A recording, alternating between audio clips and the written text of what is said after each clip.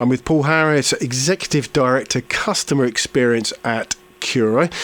Paul, thanks very much for talking us through how you've got involved with Curo and some of the developments over the last 3.5 years. I wanted to look specifically at some of the operations and role that you're personally involved with. And we'll start with customer service, if we may. I spoke to Vic about this the last time round. It's so difficult for your engineers and technicians to actually go and visit people. So just talk us through what's changed in customer service over the last incredible 12 months that we've all experienced. Yeah, I mean, quite a lot's changed. At the same time, not much has changed, and I'll explain that. So we've had to work in different ways, and that means that we haven't been able to get into people's homes as much as we used to, and that's obviously very sensible. But where we have been going into people's homes to repair things and improve things, our teams all wear PPE. They all make sure they do social distancing. We do ask our customers to do the same as well, so to give them some space in the home and to keep windows and doors open, things like that. So that's been a change, and that means that we've not been able to do as much because everything takes a bit longer. But it's not just in terms of repairs. I mean, we go into people's homes for all sorts of things, or we certainly used to. And that could be if we're helping them with antisocial behaviour problems or with debt problems or helping people move. All of those things we used to do a lot of the time, face-to-face, and we've had to change that. And that what's been quite good is that we've changed almost overnight from how we used to work at the end of March to how we work today. And we use digital channels a lot more. We can do things, by video conference, where previously we would have had to drive somewhere and meet somebody. And in some ways it's made us a bit more efficient. So while some things are taking longer, some things are a bit quicker. So overall, we've managed to continue delivering all of our services. We haven't stopped anything, albeit we've changed a few things. But we've managed to carry on doing almost everything that we normally do, just in a slightly different way. So let's just talk through the process then. If somebody is going to get a home visit from one of your colleagues, what do you need your residents to do and not do? Well, firstly, when we arrange a visit or an appointment, we just need to be clear whether anybody in the home is isolating or is suffering from COVID, and we need to get that checked off first of all. We can still visit if somebody's shielding, if they'll let us in the home, but what we need from people is just to recognise that social distancing is a thing, and therefore, you need to give our team members space and allow them to do what it is that they're doing in your home, and stay away from them a little bit if you can. Keep the doors and windows open so that there's ventilation happening there, and just be a bit sensible about what's going on at the time. And most of our customers are doing that all the time without a problem. And has it been quite a challenge then for your colleagues that do go out and make home visits to actually get them comfortable and au fait with all the changes through lockdown?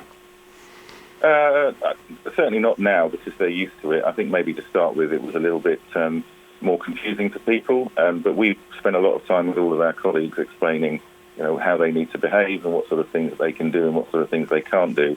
And they've all adjusted to it really well. We occasionally get a bit of feedback that so-and-so wasn't wearing a mask, and then we try and sort that out as soon as we hear about it. But no, I think our colleagues have done really well on that front. The issue is, and I know that our customers and everybody else in the area that you're broadcasting on will be experiencing this, that it's tough for people, and people are struggling with mental health.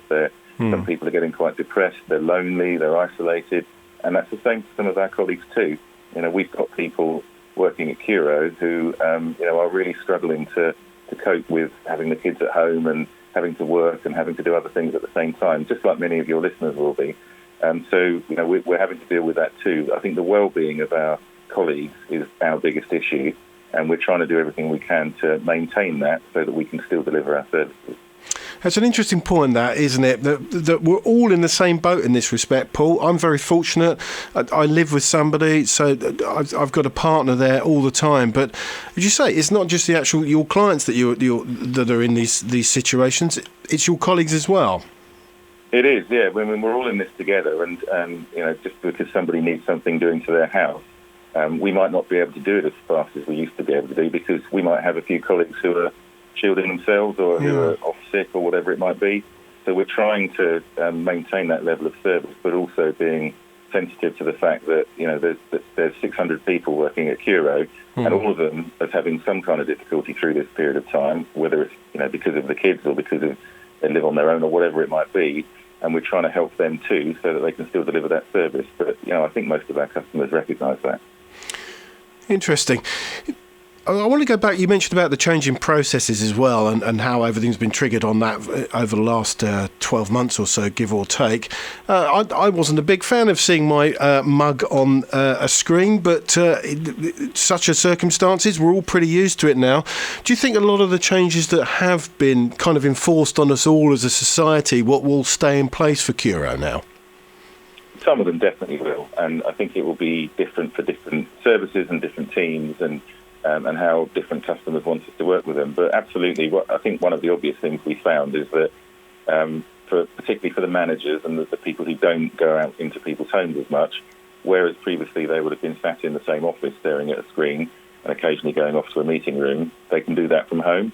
And we haven't really lost an awful lot through that. And certainly in terms of productivity and efficiency, we're still doing pretty much the same amount of stuff. I think the thing that we have lost is the social contact, and everybody at Curo is desperate almost everybody is desperate to be able to spend a bit more time with their colleagues.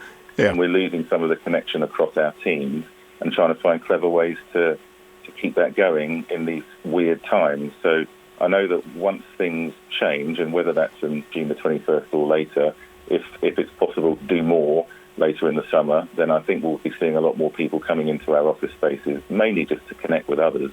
But there are plenty of things that we've learned in the last 11 months that we'll carry on doing. So I mentioned before about, we don't need to drive out to meet people to do certain things. We can just do it on video conference. And if we can do more of that in the future, that will carry on enabling us to be a bit more efficient.